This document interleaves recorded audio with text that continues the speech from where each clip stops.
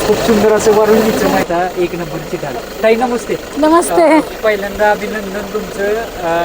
सर्व काही गोष्टी आज घडत आल्या म्हणावं लागते. आज प्रथम क्रमांक सगळं नशिबाची गोष्ट आहे म्हणलं पाहिजे. ताई कुठंतरी असं म्हणावं लागेल की नशिबात असलेलं जे म्हणतो ना आपण की कोण नेऊ शकत नाही, त्या पद्धतीचं आज खरं झालं. आपण मगाशी ज्यावेळेस भेटलो त्यावेळेस तुम्ही माघारी निघाला होता आणि तो 5 ते 10 मिनिटाचा क्षण आणि 1 नंबरचा गुलाल, काय सांगाल? 1 नंबरच्या गुलालाचं श्रेय सगळं अप्पाला आणि राजा आणि संग्रामला जातंय. आणि ही गुलाल आहे ती नशिबाची गोष्ट आहे. आम्ही चाललेलो माघारी, स्टेजवरनं पुकारलं ताई तुमचा सन्मान घ्यायचा आहे. सन्मान घेण्यासाठी मी स्टेजवर गेली त्यावर पैरकरांची पोरं पळत आली की ताई नाही तुम्ही घ्यायचं ऑब्जेक्शन, असं असं आहे सगळं म्हणून. मग ऑब्जेक्शन घेतलं, सक्सेसफुल झालं आणि आपण 1 नंबर करून दाखवला. हिंदीत एक म्हण आहे बघा, हारकर जितने वाले को बाजीगर कहते. काय सांगाल आज ते हारलेली बाजी जिंकला तुम्ही? आज म्हणू शकतोय कारण की तुम्हाला सगळ्यांनाच माहित होतं की आज पराभव झाला होता सेमीला, परंतु अचानक समजलं की खाली सुट्टीचा चावा घेतलेला होता, ऑब्जेक्शन आलं. नंतर काय सांगा तिथली प्रक्रिया? नाही तेच मी म्हणते नशिबाच्या या गोष्टी आहे त्या समजल्या अगोदर मला लगेच फोन आला, पण शेठजी म्हणले ग बस आपल्या गाडीने टांग्यानं मार खाल्लाय नकोच ऑब्जेक्शन घेऊ नका. पण पैरकारीने सगळे सांगितलं की ह्या क्षेत्राला चुकीचं वळण लागाय नको ना, म्हणून आम्ही ऑब्जेक्शन घेतलं आणि सक्सेसफुल झालं आणि गाडीने 1 नंबर केला. आनंद आहे. ताई राजाला पण मला वाटतं गाडीत काहीतरी बघायला घेतलं. हो राजा गाडीत भरलेला, आम्ही गाडीत बसलो तर जायचं आणि निघायचं असं चाललं होतं. त्यावर मग लगेच फोन करून सांगितलं की उतरा राजाला खाली म्हणून आणि या घेऊन म्हणून. शेठजींनी कन्नडमध्ये काय सांगितलं?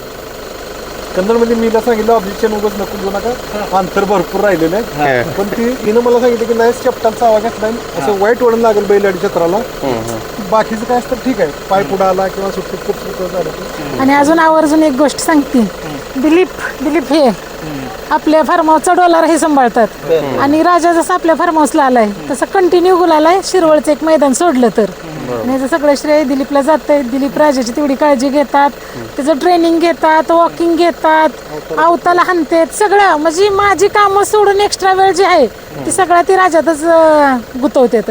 त्यामुळे सगळं श्रेय त्यांना जाते. सर्व गोष्टी पण भरपूर महत्वाच्या आहेत कारण बैलाचा फिटनेस असेल सराव. त्याचं स्पीड त्याच स्पीडने वाढेल. मी नुसती पैसे खर्चायला नावाला मालकी नाही, सगळं श्रेय दिलीपला आहे. ते सगळं कष्ट करून घेतात. ती कष्ट जर करून घेतलं तर आज म्हणजे रिझल्ट चांगला आहे. ताई अजून पण मेंबर आहेत भरपूर. ही आपली टीम आहे, मथुरा फार्मची टीम आहे पूर्ण. त्या टीम विषयी म्हणजे ही टीम वर्कच आहे, राजावर प्रेम करणारी लोक आहे ती. बरोबर. शेठजी पण आहे. शेठजी एक मोठा विजय म्हणावा लागेल. कसं आहे ॲक्च्युली बैलगाडी क्षेत्राचं असं आहे की एकट्यानं काही कुठली गोष्ट होत नाही, त्याला टीमवर काही बाकीची पोरं आमची सगळी झटते. ती आज विचार करा की आमच्या अगोदर सकाळी लवकर येऊन इथं सगळी व्यवस्था करून आणि सगळं म्हणजे शेतीचं काम बघत बैलाचं बघून इथंपर्यंत पोहोचतोय. म्हणजे छान आहे, सुंदर आहे. म्हणजे ज्यावेळेस गट पास होतो, नंदी सेमी पास होतो आणि ज्यावेळेस फायनलला तुम्ही सर्व टीम खाली जात असता त्यावेळेस मनामध्ये काय भाव चाललेले असतात आणि लाईफमध्ये झालं सक्सेस मिळवलं, सर्व गोष्टी झाल्या, पण एक समाधान नावाची चीज असते ते कुठेतरी मनामध्ये येते का भाऊ? नाही आज कसं असतं का हिच्या कष्टाची कुठंतरी मेहनत सार्थक होती का, तर ही लय कष्ट घेते ती.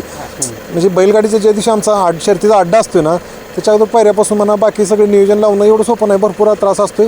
आणि त्याचं कुठंतरी फळ मिळलं की बाबा वाटतं चला ह्यानी केलेलं काहीतरी सार्थक झालं. मी काही संघ असतोय, आम्हाला असं काही विशेष नसते, पण शेवटी आहे आनंदात सहभागी होतो आम्ही आणि आम्हाला पण आहे तिचा आनंद, ते आमचा आनंद आहे ना. पण तुम्ही अभिमान वाटतो का? म्हणजे 100% वाटणार. आता ही कोणाचं काम आहे का बिना चप्पलचं चालले आज सकाळपासून इकडं आहे असं 100 साहजिकच आहे ना, करणार पाहिजे ना. कोणी पहिल्यांदा क्षेत्रामध्ये आलेले त्यावेळेस एवढ्या उंचीवरती पोचतील, एवढं नाव करतील असं वाटलेलं का? कारण यापूर्वी बाकी गोष्टी झाल्या, फार्म हाऊस झाला, सर्व गोष्टी झाल्या, सर्व बिझनेस झाले, ते अप्रतिमरित्या सांभाळतातच, परंतु बैलगाडी क्षेत्रात पण त्याच स्ट्रॉंगनेसने उतरलेत आणि त्याच जिद्दीनं त्या खेळतात म्हणावं लागेल बैलगाडी. नाही मी आणि आमच्या मुली सगळी म्हणायचो, त्या मुली म्हणायच्या पप्पा मम्मी एक थोडे दिवस करून गप बसणार, पण आता ती मला वाटत नाही थांबली. आता नवीन खरेदी शोधत राहील. मी पण म्हणतो चला करतात ना, करा, काय विषय येतो तो. ताई म्हणजे शेठजींनी एक गोष्ट सांगितली आता पाहिजे, सांगते का आमचं दैवत आहे सगळं. पैशाशिवाय आजकाल काहीच नाही, ते देतात पैसे खर्चायला म्हणून तर सगळं चाललंय. आणि एवढंच की आम्ही यांचा शब्द कुठं पडून देत नाही, चाललंय. शोधत असतं ती काय ना काहीतरी. पण ती डिमांड कशा पद्धतीने असते? जर समजा ताईंना एखादा नंदी आवडला तर कशा पद्धतीने नाही, स्वतः गोड बोलून काम असते, पण ते स्वतः निर्णय माझा असतोय. कंदूरचा राजा जरी घेतला तर मी त्यांना नुसतं सांगितलं होतं, पण तो खरेदीचा निर्णय माझा स्वतः होता की नाही हीच घ्यायचा. आणि मला तेव्हा माहीत होतं की नाही ही एकच मला देणार आहेत, दुसरा देणार नाहीत. पण आता ते स्वतः म्हणतात राजा थोडे झालं की या क्षेत्रात टिकायचं तर नंदी पळालेच पाहिजे. मध्ये पंचायत समितीचे इलेक्शन लागलेले, मला फोन आले उभा राहा यांना फोन गेले. त्यांनी मला म्हणले आई माझे तुला अजून एक बैल घेऊन देतो, पण ह्यात काही पडू नको त्याचं पाय धरायला लागते, तर त्यामुळे राजकारण नकोच. त्यामुळे देणार आहेत एक घेऊन. अजून टॉपची खरेदी होईल, पण मला वाटतं 6 महिने वर्ष जाईल. काही तुमचा आवडता नंदी बकासूर सुद्धा आज फायनलला नाही हो का, आवडता नंदी आणि आपण दैवत म्हणतो. मी बकासूरला म्हणजे दैवत म्हणते. माझा आवडता नंदी घोडचा सर्जा आहे का तर आहेच, मला त्याचा पळ खूप आवडतो. पण एक देवाचं आपण कसं देवाची बरोबरी कुणाबरोबरच करू शकत नाही, तसं बकासूरची बरोबरी कुणासंगच होऊ शकत नाही. त्यामुळं त्याचं एक वेगळंच आमच्या हृदयात स्थान आहे की बाबा नो ती काहीतरी आहे वेगळं. पण आवडती ना आवडती मला घोडचा सर्जा आवडतो माझ्या नंदी सोडून. पिंपळगाव बसवंतला नाशिकला मैदान आहे मोठं. नाशिककरांचं भरपूर म्हणजे नाशिककरांना पण वाटतं की राजा पण आम्हाला नाशिकमध्ये मैदानात दिसावा. तर काय प्लॅनिंग चालू आहे का? नाही, नाशिकला जायची तयारी आता हे नाशिकलाच खर्चायचे आहेत आम्हाला. आमची नाशिकची तयारी झाली नाही, नाशिकचं अगोदरच नियोजन झालंय. जाणार आहे नाशिकला. नाशिक उत्तर महाराष्ट्रातल्या लोकांची खूप इच्छा आहे की ताईने ह्या मैदानाला यावं. मला बरेचसे फोन आलेत तिकडून की ताई तुम्ही ह्या मैदानाला या. शेटजी नाहीत, पण शेटजीने मला सांगितलंय तुझ्या सगळी शेटजीने व्यवस्था केली आमची जायची. जाणार आहे त्या मैदानाला. आणि मी तुमच्यामार्फत सर्वांना सांगते की सगळ्यांनी या मैदानाला येऊन या मैदानाची शोभा वाढवावी. खरोखर उत्तर महाराष्ट्रातलं सगळ्यात सुंदर मैदान गणेश भाऊनी घेतले. ताई पैरा मी डायरेक्टली विचारणार नाही, तुम्ही झालेला आहे पैरा, परंतु एक्झॅक्ट कोण असू शकतं, जोडी पहिले का नाही तेवढं सांगा मला. नवीन जोडी आहे, तुम्ही गेस करा. नवीन जोडी. आप्पा काय बोलाल? 2 शब्द, जास्त वेळ नाही घेत तुमचे. एक कसा आनंद आहे, एक मोठा विजय.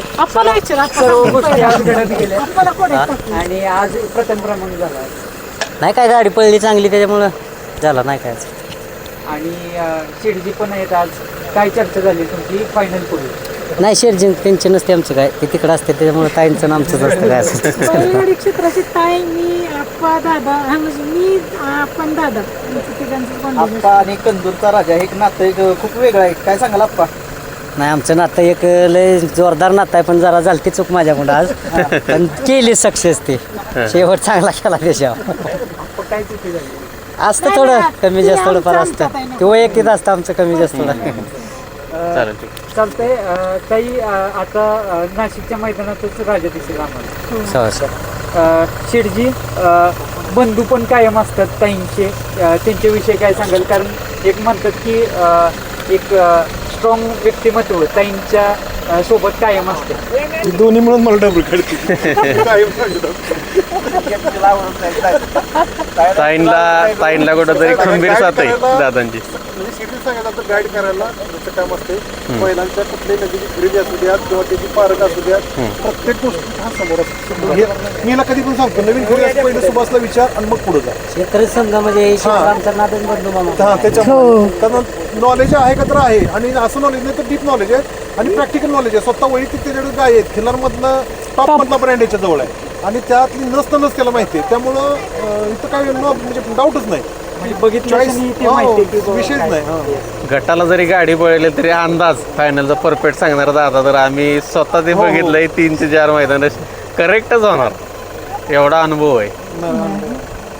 शेडजी नाशिकच्या मैदानात काय अपेक्षा राहते? नाही मी नाही जाणार, ही पण म्हणते काय अपेक्षा राहते? ही जाणार नव्हती. मी म्हटलं एवढी लोक ते असं बोलवतात बाबा त्याने एवढा खर्च केला असतो, तुम्ही एक बैल चांगली टॉपच्या बैलगाडा मालक आहे, तुम्ही जायला पाहिजे. आई जगाची इच्छा असते ना सगळ्यांनी यावर. हा भलं ठीक आहे, प्रत्येक ठिकाणी नाही जमणार तर जिथं जिथं मोठे आहेत किंवा जिथं अशा ठिकाणी जावं.